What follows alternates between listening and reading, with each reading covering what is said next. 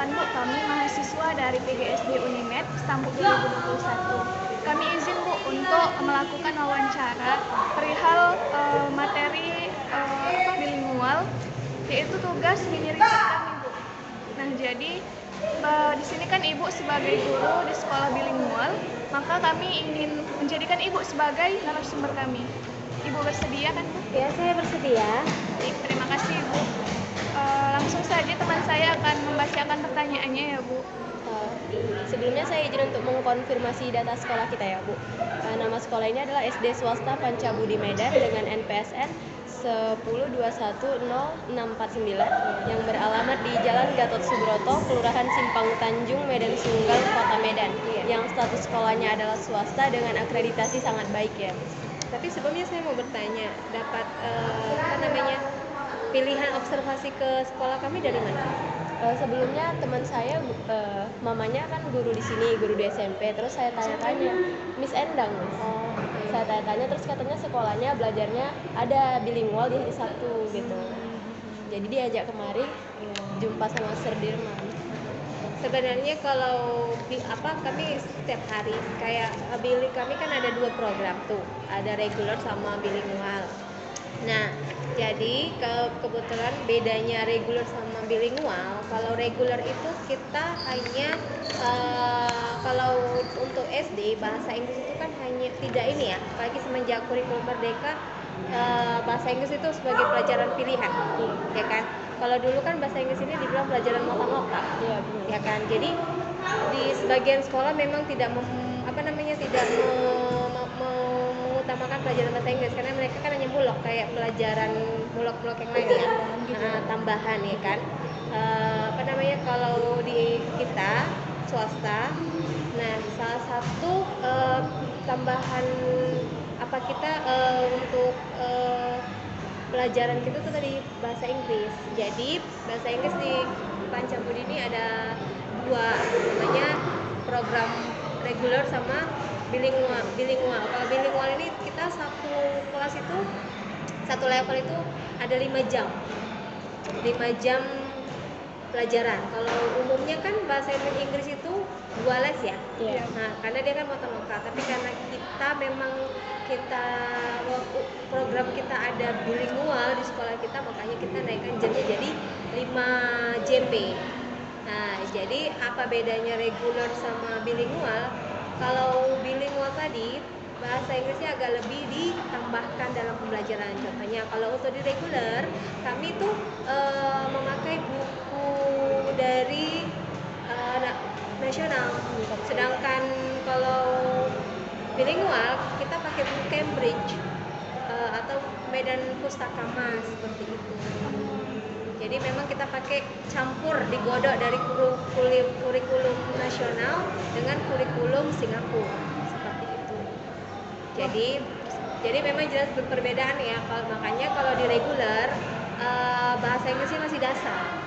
Sedangkan di bilingual mereka sudah agak lebih terbiasa seperti tadi, dan jam mereka lebih banyak sehingga mereka lebih banyak kan penguasaan materi Inggris tadi. Baik. Langsung saja ke pertanyaannya, Miss. Pertama tuh kelas berapa saja yang menggunakan pembelajaran bilingual seperti ini, Miss? Kalau dulu kami tetapkan ya ada ada reguler dan bilingual di tiap tingkatan. Tapi berjalannya waktu kami tidak ada 2 program, tapi kami memang tetapkan Pancabudi pakai bilingual terus. Jadi dari mulai tahun berapa ya? 4 tahun yang lalu sudah tidak ada lagi reguler. Kami pakai program bilingual semuanya yang untuk bahasa Inggris ya, dan 3 pelajaran. Bilingual itu ada 3 pelajaran kami, Maths, Science, sama English. Nah, jadi yang 3 pelajaran tadi kami memakai campuran dengan kurikulum Singapura. Nah, jadi anak-anak itu diterbiasakan dalam pelajaran sains, mereka itu pakai bahasa Inggris. Begitu juga untuk Maths. Seperti itu. Jadi yang tadi ditanya kelas berapa aja, dari kelas 1 kami udah menerapkan bilingual tadi. Baik. Dan tidak ada reguler lagi. Berarti selanjutnya Mem, bagaimana kebijakan sekolah dalam melaksanakan pembelajaran bilingual ini? Yang seperti tadi ya Mem, program bilingualnya memakai buku Cambridge dan kurikulumnya nasional bercampur dengan Singapura. Iya.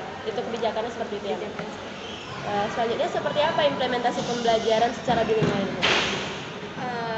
banyak ya, misalnya kayak kalau kami diadakan pelatihan, kami sering mengikuti pelatihan pula. Kalau Cambridge ini tadi, mereka tuh sering mengikuti pelatihan seperti kemarin kami ada ikut pelatihan Kubits itu kan, nah webinar Kubits seperti itu. Dulu sebelum corona kami tuh sering mengikuti pelatihan memang langsung ya dari native speakernya seperti itu. Jadi seperti itu. Tapi karena corona ini, karena kan mereka Cina ya agak takut kalau untuk banyak melakukan kegiatan yang mengundang banyak orang gitu ya kan. Jadi makanya sering dilakukan webinar seperti itu. Selanjutnya apa saja fasilitas pendukung dalam mengadakan pembelajaran bilingual tersebut? Kami ada labor bahasa kayak seperti tadi ya, ada labor bahasa, terus kami mengajarkannya tuh pakai apa namanya PPT ya kan, PPT, terus apa vocabnya itu kadang kami memakai flashcards. Untuk seperti Infokus gitu, Iya, tentunya itulah dipakai PPT. video pembelajaran gitu Video ya. pembelajaran seperti tadi. Baik, selanjutnya apa saja faktor pendukung dalam implementasi pembelajaran bilingual tersebut?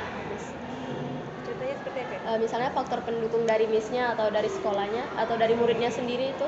Kami apa namanya ada ekskulnya juga. Kami ada ekskulnya juga. Terus kami ada kegiatan kayak kemarin kami mengundang, kebetulan ada orang tua yang memang native di sini ya, dia ada keturunan dari Inggrisnya. Kami mengundang narasumbernya juga gitu. Jadi anak-anak itu pada saat ekskul diundang memang langsung kan senang ya kan. Jadi mereka memang langsung praktis gitu. Berarti itu kegiatan ekskul didukung sama sekolah gitu, sama orang tuanya juga berpartisipasi ya Mem?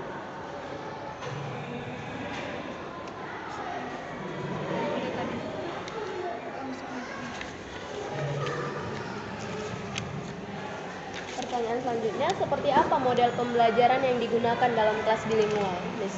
Kami beragam. Kadang kami suka berdiskusi, presentasi, ya kan, seperti itu. Terus kayak tadi tanya jawab setelah saya memberikan beberapa video ataupun reading kayak comprehension seperti itu, kita langsung interaktif. Kadang kami ada juga menggunakan, kadang kan anak-anak jenuh ya, jadi kami menggunakan games seperti quizzes, terus word wall. Apalagi sekarang kan semenjak zaman COVID ini kan apa namanya pembelajaran melalui online tuh banyak ya, langgeng gitu ya kan. Berarti lagi didominasi dari teknologi ya. Selanjutnya, apakah siswa aktif mengikuti pembelajaran bilingual yang dicanangkan oleh sekolah ini? Kalau saya lihat aktif, contohnya apalagi kalau mereka tuh diberikan fasilitas seperti tadi. Nah, jadi nggak monoton mereka menulis seperti itu, jadi interaktif. Memang dipraktekkan gitu. Namanya bukan bahasa Inggris, bukan mother tongue ya, bahasa kedua mereka ya kan. Jadi memang agak namanya proses ya, lagi proses seperti itu. Tapi mereka ketika tadi kayak saya memberikan teks melalui pendengaran, listening skill mereka, tapi mereka bisa gitu, paham gitu. Setelah pembelajaran dilakukan itu, bagaimana bentuk evaluasi hasil pembelajaran bilingualnya, Miss? Kan kita ada ujian dari pokoknya per habis tema 1 kita langsung KD. Biasanya itu per sebulan sekali kita adakan KD seperti itu. Berarti evaluasinya dalam bentuk tulis? Ujian dan karena ada juga praktis praktek langsung seperti itu. Selanjutnya, pertanyaan terakhir, Miss, apakah ada hambatan atau kendala yang Miss hadapi dalam pembelajaran secara bilingual? Adalah pasti. Ada ya? Pastinya adalah. Kadang kan anak-anak itu tidak banyak menguasai vocab. Jadi tapi cara saya itu tadi, setiap hari Sabtu saya memberikan mereka tuh vocab, dan setiap masuk mereka itu diingatkan kembali ada password kelas namanya. Berarti membiasakan gitu ya kan? Membiasakan anak-anak itu karena kan lancar kaji karena diulang ya. Kalau bisa karena biasa. Jadi sering mungkin lah saya memberikan, biasa setiap Sabtu tuh saya memberikan mereka beberapa bahasa-bahasa kayak jangan GR atau bahasa Inggrisnya. Nah terus mereka terapkan, saya tanya, insya Allah mereka bisa. Memang di awal mereka ini sulit kali, tapi itu tadi karena kita biasakan mereka, alhamdulillah terbiasa. Selain tidak menguasai vocab, misalnya ada nggak siswa yang kayak nggak termotivasi gitu Miss belajar bilingual? Pasti ada, karena kan nggak mungkin semua dalam satu kelas itu bisa ya. Pasti ada memang kayak mereka tuh nggak suka bahasa Inggris, mereka tuh sukanya matematika gitu kan. Tapi pada saat cara saya seperti tadi, saya tidak mau menulis, ayo anak-anak saya menerangkan misalnya petasan seperti ini, enggak. Saya memberikan mereka itu kayak kegiatan pembelajaran yang interaktif seperti tadi, mereka senang. Kayak tadi kan mereka aktif semua, aktif semua mereka. Walaupun ada yang nggak tahu apa katanya gitu kan, tapi mereka walaupun mereka pakai bahasa Indonesia, tapi mereka mau mencoba untuk menjawab. Pagi kalau diberikan game seperti ini tadi, biasanya saya setiap Sabtu Selalu. ya, karena supaya Senin sampai Jumat kan mereka males, misalnya sama saya itu saya kasih pelajaran yang menulis ya, ada catatannya karena kan takut nanti ujian orang tuanya nggak tahu kan.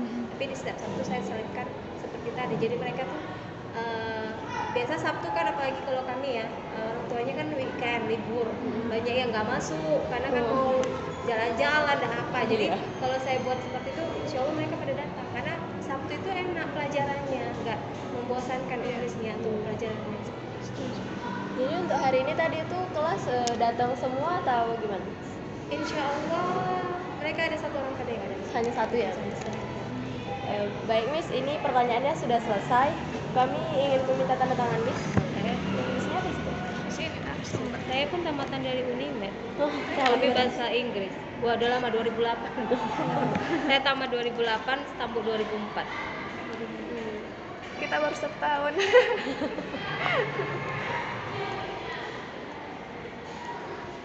Di sini boleh nama Miss dengan Miss siapa? Nila saja. Ayuni Ilyas, Sri Ayuni Ilyas, SPD.